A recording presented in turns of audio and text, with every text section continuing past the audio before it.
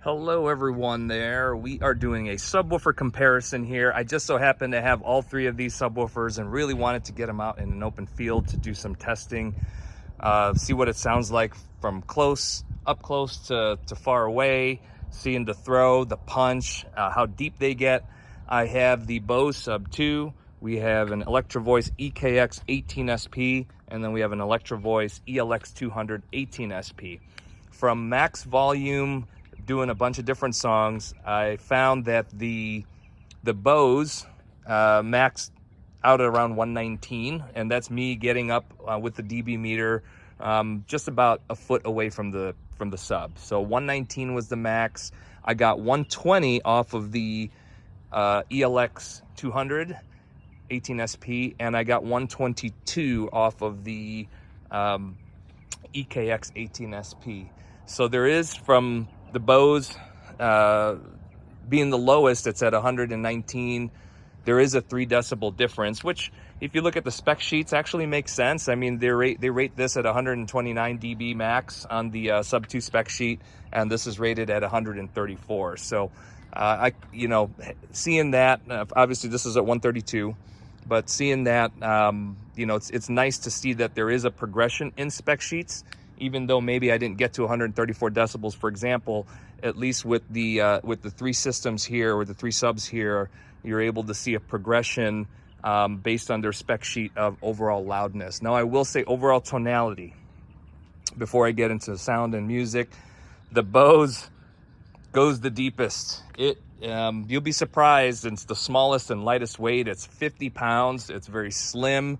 And to be quite honest, yes, if you're going back to back between the EKX and the Bose Sub2, when you're listening to them back to back, there is a difference in loudness, but it's not, I guess it's not that noticeable unless you're listening to it back to back. I guess, when they say 3 dB is the, for the human ear, that is the amount of decibel increase that we can notice a difference. And yes, when I'm listening to them back to back, there is that noticeable difference. But overall, because the bass on the Bose is deeper, when you go out like 100 feet, there's a different tone because of the lower frequencies that it produces than there does on the EV. When you get closer to it, the EV definitely has a higher punch, and that punch you can feel as you get closer to the sub. But again, when you're like 100 feet back, and I'm here just in an open parking lot, when I went over there, they both sounded just as loud as each other. But the Bose definitely is more audible on the lower frequencies. Now, the ELX is kind of in between all of that. It doesn't hit as low, it doesn't hit as loud. It still has a nice sound, a nice tonality. I will say, comparing these 2 subs here, when you run them all the way to limit, there is a little bit of distortion coming out of the EKX, which the ELX does a better job at keeping the distortion out.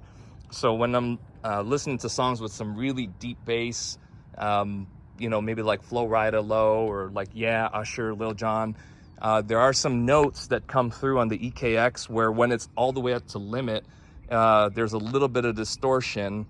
But it doesn't sound like the speaker's coming out of its cone or anything like that. It just, there's a little bit of audible distortion that comes through on the EKX, and it doesn't on the ELX. But the EKX definitely hits lower, so that's for sure. The ELX just does a better job at limiting and keeping those low frequencies from actually pushing through the woofer.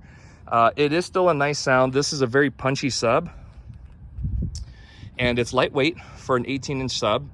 I will say, compared to the Bose, these 2 here, the Bose is not as punchy. It definitely is tuned a lot lower, but the overall loudness actually is very similar. And I actually prefer, me personally, when I'm closer to the subs, I prefer the sound and the rumble coming out of the Sub 2. The EV is, the ELX-200 is definitely tuned a lot higher. You can tell when you're doing, like, let's say Earth, Wind, and Fire, where there's a lot of kick drum, bass guitar. It definitely, punches you in the chest. The Bose, not as much on that, but then when you go into like the hip hop and EDM, the Bose really overtakes what the ELX can't do, and actually really quite honestly hits lower than the EKX18sp when you're doing that EDM, dubstep, or that hip hop. You know, you can definitely hear it and feel it more when you're closer up to the subs. So right now, currently, I'm about 10 feet away or so from the subs, and this was the distance that I was listening to mostly. Obviously, again, I was walking back, and again, just trying to get a feel for the overall tonality of all three, and then kind of the throw and overall decibels. I will say they're all very comparable, and rightfully so. The prices aren't that far off. The Bose Sub's $12.99 map. These are $11.99. I'm sorry, they're $9.99 right now. They were $11.99 at one point, and then these, I believe, are $13.99 right now. I think they were $14.99, and they kind of, EVs dropped their prices on stuff. It's June of 2024, so you know they're all priced fairly similar. I really think it depends on application. My opinion, if you're a DJ, I think the EKX would work better because it hits lower than the ELX. If you're doing live sound, because it's the ELX is very punchy, I think that would be a good sub, good value, that's lightweight and easy to carry. I think the EKX can definitely do it too, but definitely there is a little bit more presence in the punch on the ELX. I think it's just the way it's tuned. But when you need to drop down a little bit lower, you can definitely tell the difference with the EKX, and it is louder. So I will say it's that, at least in my unscientific test, it's 2 dB louder, which is a noticeable difference.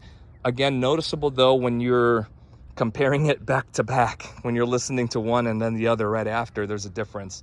The Bose Sub, you know, it is part of the L1 system, the L1 Pro 32, which I do have. This is an interesting one because, you know, it's you can't sleep on that sub. It's small, it's slim. You can actually buy it separately as well. But the crossover point on it, it does have an internal crossover. It crosses over, I believe, at 150 hertz to match the Bose S1 Pro. You can use that technically with any other PA speaker, but it is a little bit higher than what I normally run and what most, I think, would run when they're doing a normal PA setup, which is about 100 or 80 hertz. So it is a little bit higher. Just know what you're getting into. It's kind of interesting because I don't, for live sound, for live concert, live performance, I actually don't prefer the sound of the Bose because it's tuned a lot lower. The punchiness is definitely more present in the EV subs, either or. And that punchiness is generally, I don't know, like 60, 70 hertz, 80 hertz. And there's definitely more presence on these two subs here. Obviously this sub, they're very similar, I think, in that region, but this sub, when you go into the 50 and 40 hertz, definitely pulls away from the ELX.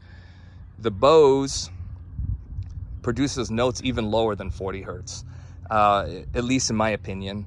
And you could definitely tell, again, when you're running them all back to back to back, that the Bose produces that low, you know, that low end, that boom, I guess, more so than the kick and punch.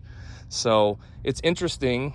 I guess it depends on all what you're looking for. I think the Bose has, you know, name aside, I know Bose is controversial in the PA world, but name aside, for $12.99, it is a pretty good performing sub that hits the lows, and it's lightweight. It's only 50 pounds. It's like 50 and a half or something like that.